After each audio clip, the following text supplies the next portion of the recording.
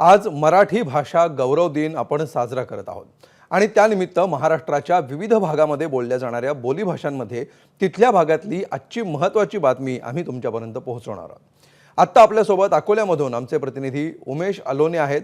अकोल्यासह संपूर्ण विदर्भामध्ये वऱ्हाडी ही बोलीभाषा बोलली जाते आणि त्याच भाषेमध्ये आमचे प्रतिनिधी उमेश अलोने आपल्याशी संवाद साधणार आहेत। उमेश, काल अमोल मिटकरींनी मंत्र्यांचे ओएसडी आणि पीएन संदर्भात एक मोठा आरोप केला होता। अगदी स्वपक्षातील नेत्यांना सुद्धा त्यांनी सोडलं नाही।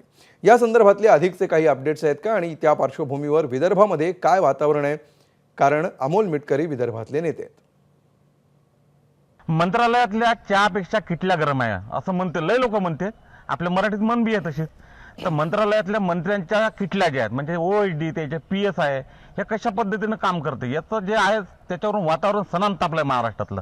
तुम्ही म्हणसान कसं तापलं तर आमच्याच विदर्भातल्या राष्ट्रवादीचे आमदार अमोलभाऊ मिटकरी त्यानं एक आरोप केला की बा त्याला एक काम करायचं होतं त्याच्या मतदारसंघात म्हणजे अकोला जिल्ह्यात 5 कोटीचा निधी पाहिजे तर 5 लाख रुपये द्यायचं त्याला संदीपान भुमरे यांच्या ओएसडीनं तेव्हा मागितले असं त्यानं म्हणलं।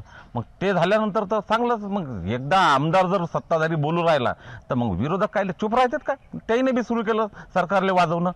पण आता त्यानं तर बा कहर केला की त्याचा जे आरोप आहे त्यानं तर सालं वातावरण असं तापलं की विदर्भाच्या उन्हीसारखंच तापलं। ते त्यानं संदीपान भुमरे सोबत कोणाचं नाव घेतलं तर संजय राठोडचं नाव घेतलं, त्याच्यानंतर अब्दुल सत्तारचं नाव घेतलं, त्यानंतर तेव्हाचे आरोग्यमंत्री डॉक्टर तानाजी सावंत त्याचं बी नाव घेतलं।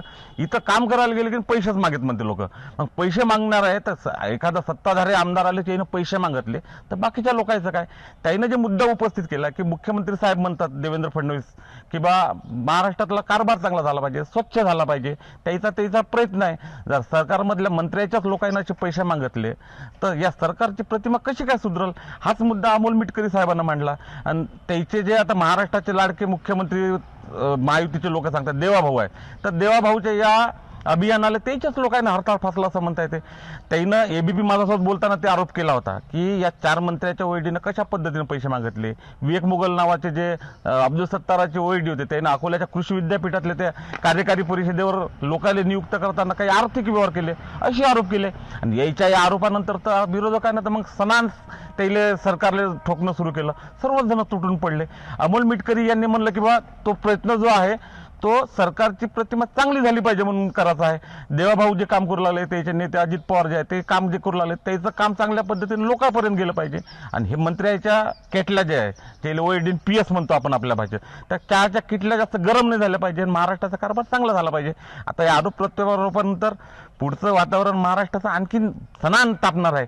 तोपर्यंत या आरोप प्रत्यारोपाच्या होरपळीत मात्र सर्वसामान्य लोकांचे काम झाले पाहिजे एवढीच अपेक्षा महाराष्ट्र व्यक्त करत आहे। एबीपी माझा, उघडा डोळे बघा नीट।